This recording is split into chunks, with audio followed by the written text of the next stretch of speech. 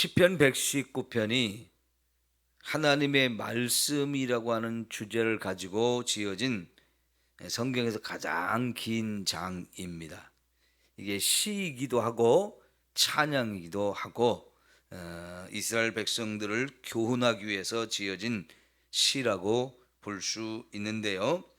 그래서 매 구절 구절이 이 하나님의 말씀을 얼마나 사랑하고 그 말씀을 마음에 새겨서 말씀대로 살려고 애를 쓰고 또 노력하는지 이런 부분을 보여주는 말씀인데요. 특별히 15절에 내가 주의 법도들을 작은 소리로 읊조리며 그랬어요. 이 읊조린다고 하는 표현이 어제 말씀드린 묵상한다 그런 말하고 똑같은 의미라고 보시면 됩니다.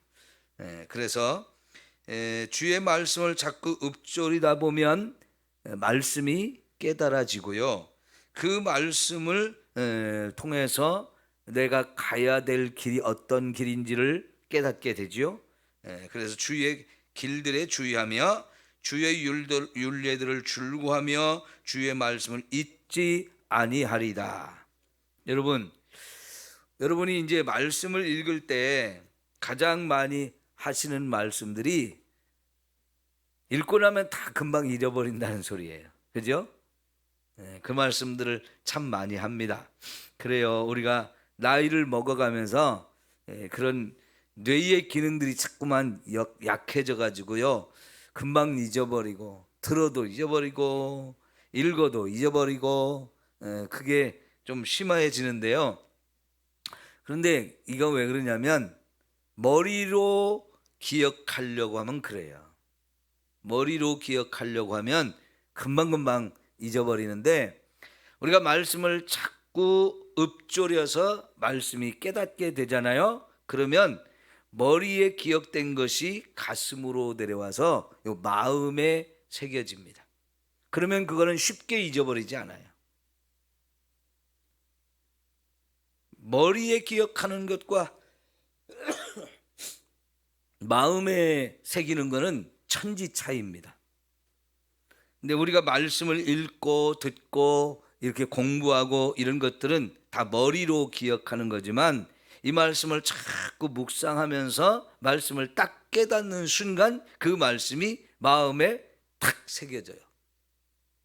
그러면 그 말씀이 우리에게 큰 감동을 주고 은혜가 되고 그 말씀이 살아서 역사에서 나의 삶을 바꿔놓게 됩니다. 이게 말씀을 마음에 새긴다는 게 놀라운 은혜인데요. 그 마음에 새기는 것은 읊조릴 때 주어지는 놀라운 축복이고 은혜인 줄 믿습니다. 여러분이 자꾸 말씀을 묵상하셔서 그 말씀의 은혜가 여러분 속에 충만해지기를 소망합니다. 자, 오늘은 어제 우리가 레위기까지 봤던 것을 민수기부터 여호수아서까지 또 설명을 드리도록 하겠습니다. 장로님 불을 좀 꺼주세요. 앞쪽에.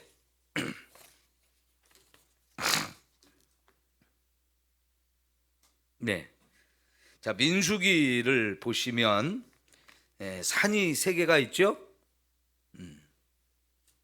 산이 세 개가 보이는데 원래는 산이 세 개가 있는 건 아니고요.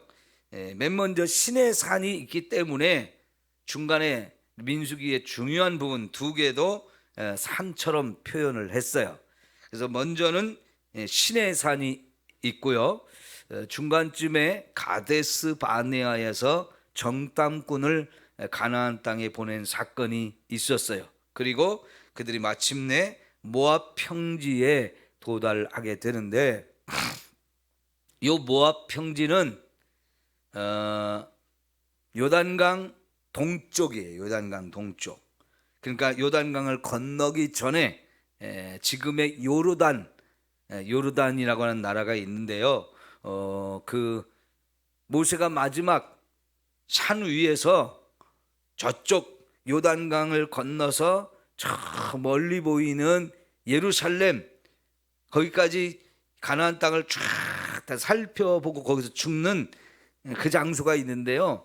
거기까지 도달하기 전에 모압 평지라고 있습니다. 거기까지 갔을 때 이제 민수기의 말씀이 끝이 나는데요. 그래서 민수기는 이 세 개의 중요한 이야기가 나오기 때문에 그것을 산처럼 표현을 했습니다. 1차로 시내산에서 인구조사를 합니다. 인구조사. 이게 이제 민수기 앞부분에 상당히 많은 내용이 나오는데 요거 인구조사를 했을 때가 언제냐면 시내산에 도착하고 출애굽을 해서 1년 후에요. 딱 1년 후에.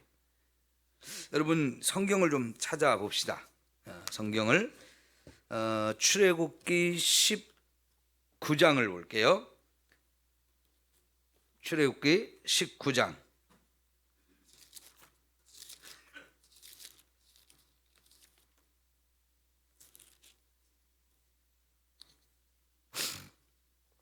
출애굽기 19장 1절 말씀.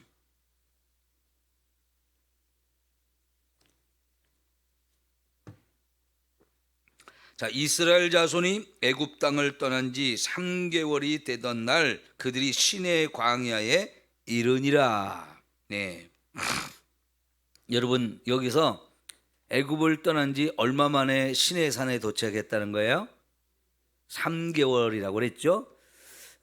이스라엘 백성이 애굽을 떠난 때가 6월절을 지내고 바로 출발을 했기 때문에 6월절이 1월 14일이에요. 유대 달력으로 1월 14일 이렇게 되어지거든요.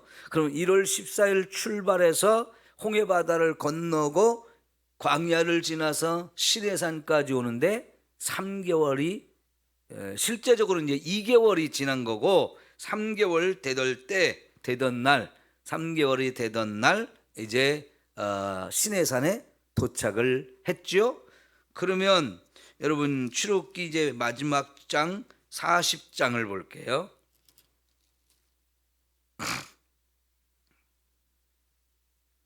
40장 1절 2절 말씀.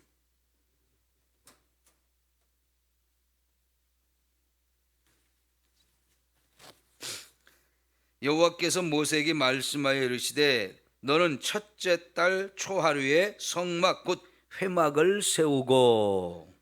자, 그래서 17절 볼게요. 둘째 해 첫째 달 곧 그 달 초하루에 성막을 세우니라. 그래서요 성막을 세운 것이 한 해가 지나가고 둘째 해 애굽에서 출발한 지 두 번째 해 새해 첫날 성막을 건축했다 그랬습니다. 그러니까 요게 다 시내산 밑에서 이루어진 사건들이에요. 그러니까는 애굽을 출발한 지 3개월 만에 시내산에 도착했고요. 그 시내산에서 모세가 하늘로 시내산에 올라갔다 내려갔다 여러 번 하면서 언약을 체결하죠. 그리고 나서 이제 하나님이 성막을 지으라고 해가지고요 열심히 성막을 만들 재료를 준비하고 모든 그 재료를 가지고 열심히 이제 성막을 재료를 가지고 막 건축할 준비를 다 했어요. 그리고 딱 마지막에 한 해가 지나가고 새해가 첫째 날이 되는 날 성막을 딱 건축을 했죠. 이때 당시는 이게 다 텐트 형태이기 때문에 미리 준비만 다 해놓으면 세우는 것은 금방 뚝딱이죠. 그래서 그날 하루에 성막이 완성이 됐어요. 그리고 여러분 이제 민수기 1장을 가볼게요. 민수기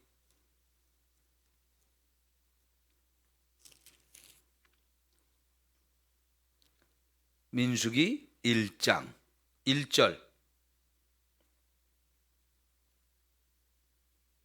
자 보겠습니다.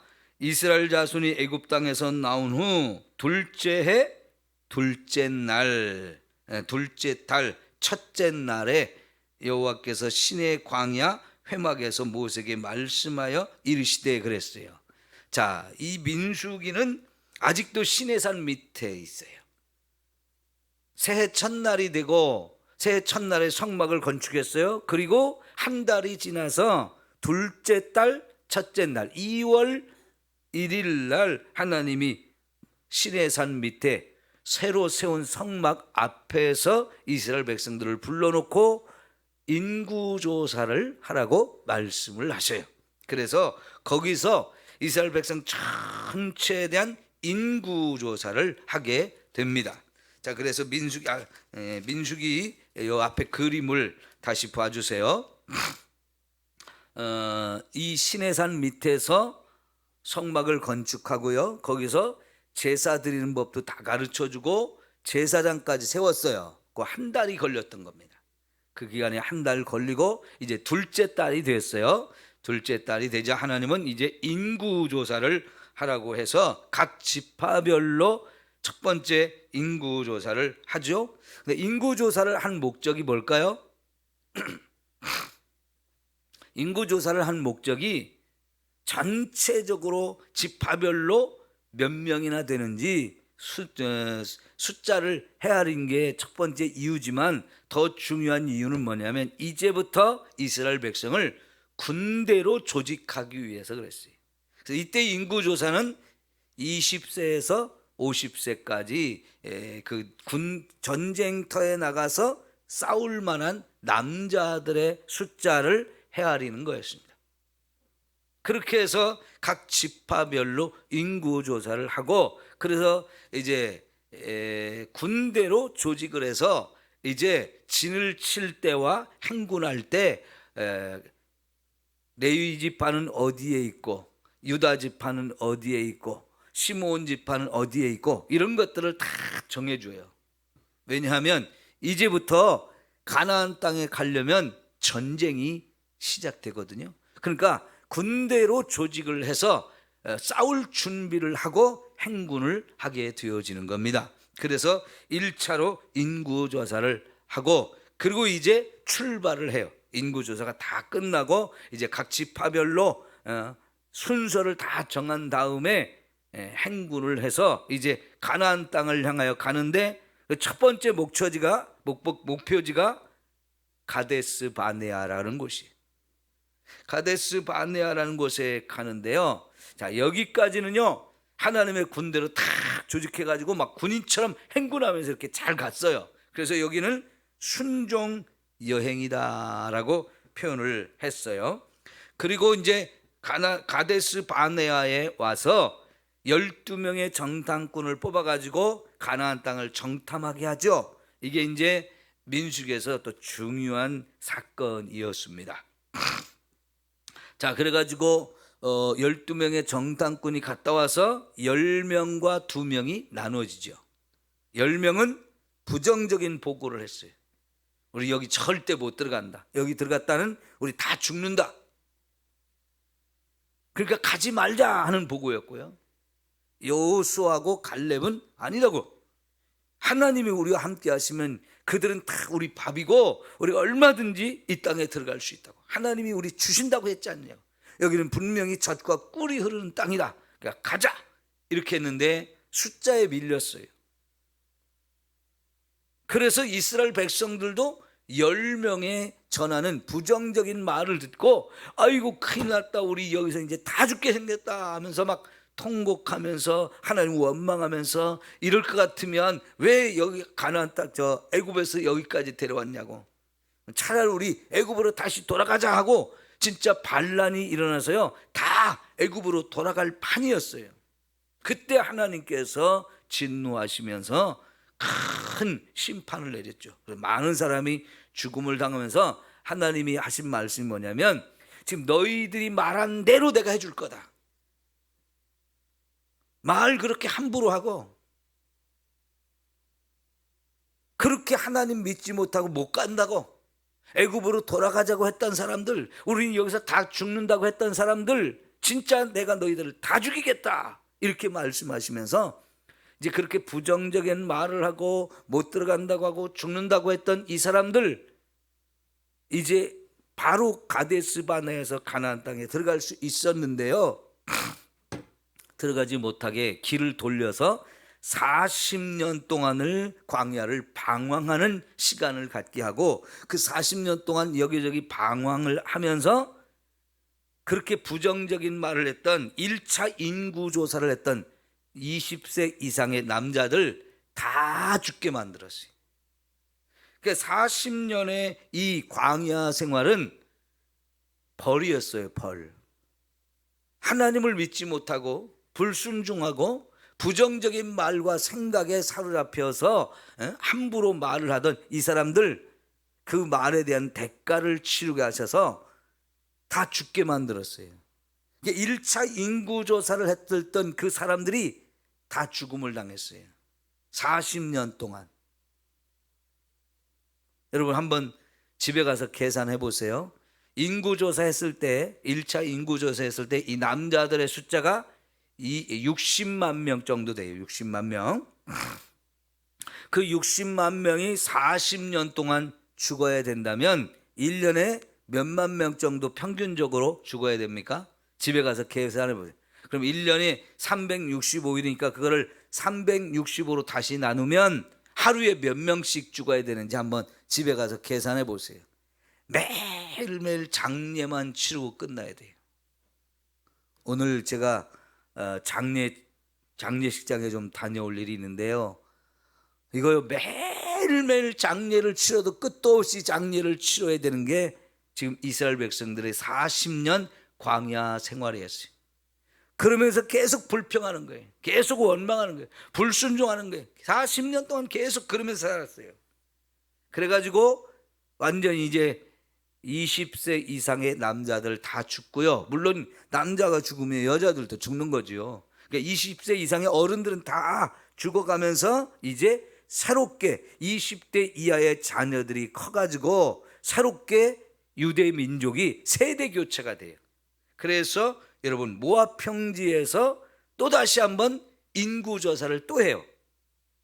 40년이 끝나고 40년이 지나고 모압 평지에서 두 번째 인구조사를 했는데, 이거는 첫 번째 인구조사했을 때 거기 포함됐던 사람들 중에는 모세, 여호수아, 갈렙 이 세 사람 이외에는 다 죽고요. 그때 1차 인구조사에 들어가지 않았던 아이들, 20세 이상의 아이들이 이제 자라서 60세까지 되고요. 그 60 이하의 사람들을 인구조사를 했더니 첫 번째 인구조사했을 때와 두 번째 인구조사했을 때가 숫자가 거의 비슷해요.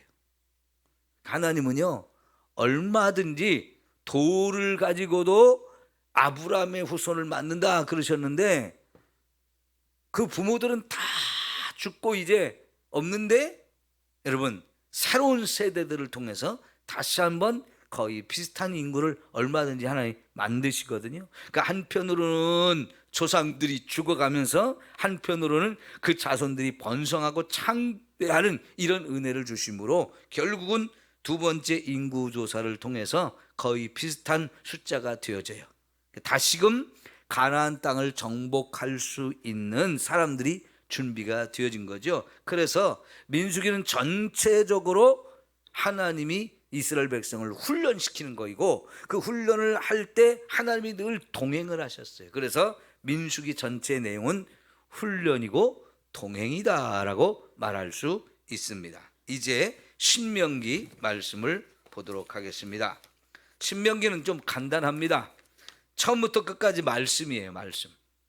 그런데 이 말씀을 주실 때 과거에 하나님이 여기까지 인도하신 은혜를 돌아보게 하고, 현재 우리는 어떻게 할 것인가, 말씀대로 살아야 된다. 그리고 그 말씀대로 살면 우리의 미래가 어떻게 될 것인지를 밝혀주는 내용이거든요.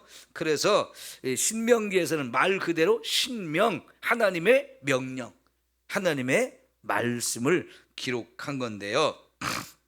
말씀대로 살아라 하는 거예요.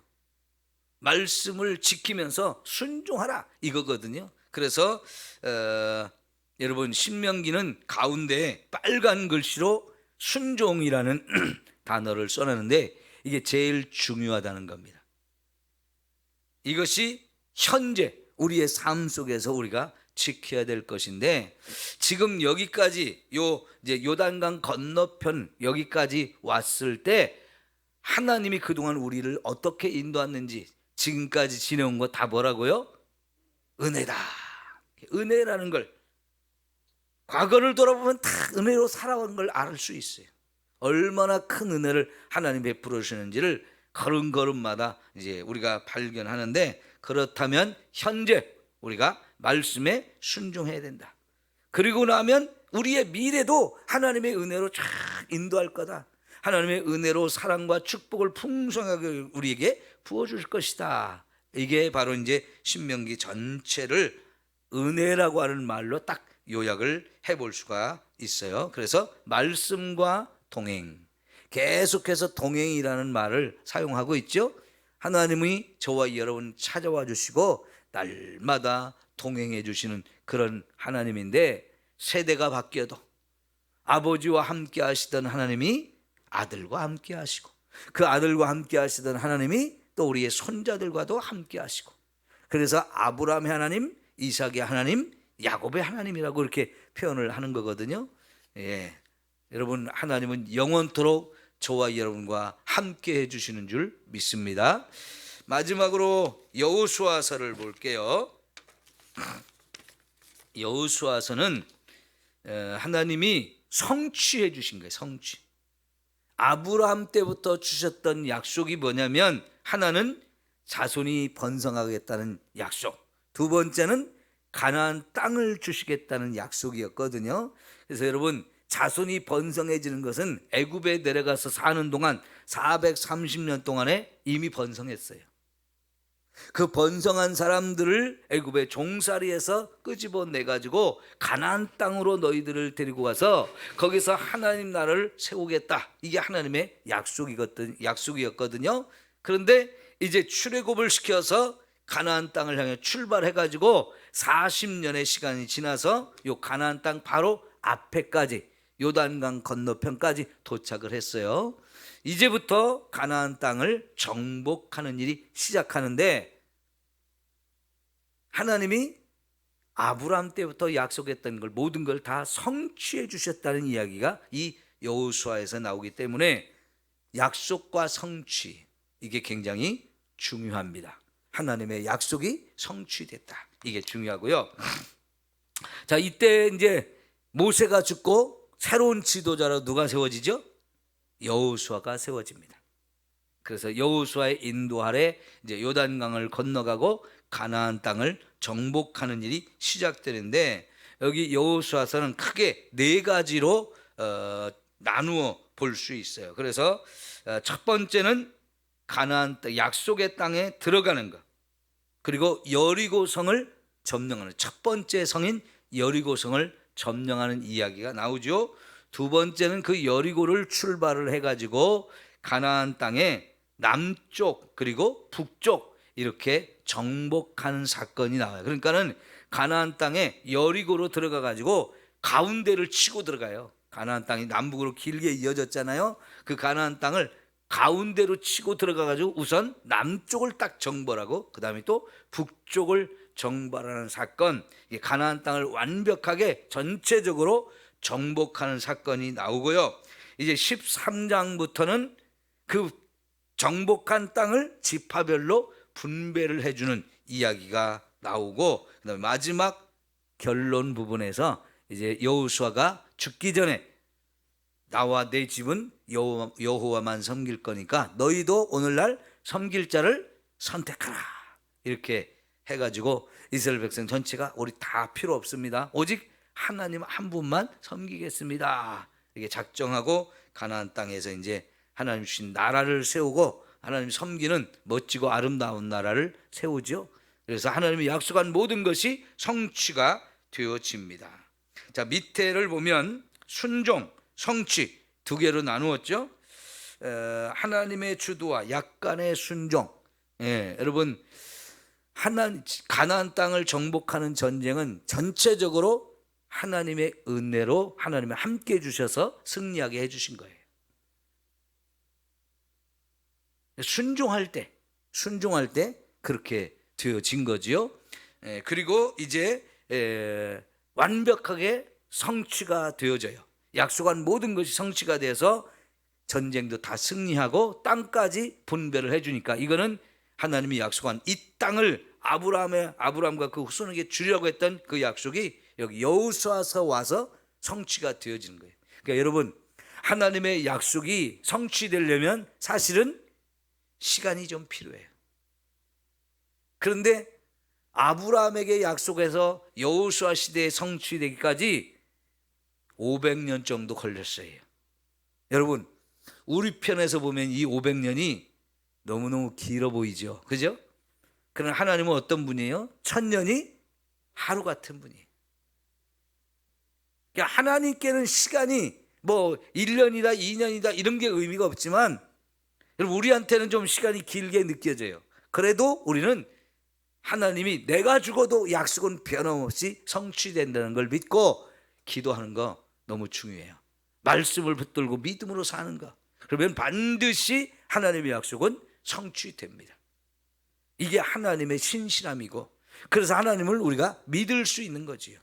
영원토록 변함이 없으신 분이기 때문에 그가 한번 약속하고 말씀한 것은 반드시 성취하시는 하나님이에요. 우리는 그 말씀 붙들고 믿음으로 순종하며 살면 때가 되면 다 이루어집니다. 나의 때 안 되면 내 자식 때, 내 자식 때 안 되면 내 손자 때 반드시 하나님은 이루셔요. 그러니까 말씀 붙들고 사는 게 최고다 하는 거지요. 예, 오늘 여기까지 보고요. 이제 다음 주부터는 레위기의 말씀을 보도록 하겠습니다. 기도합니다.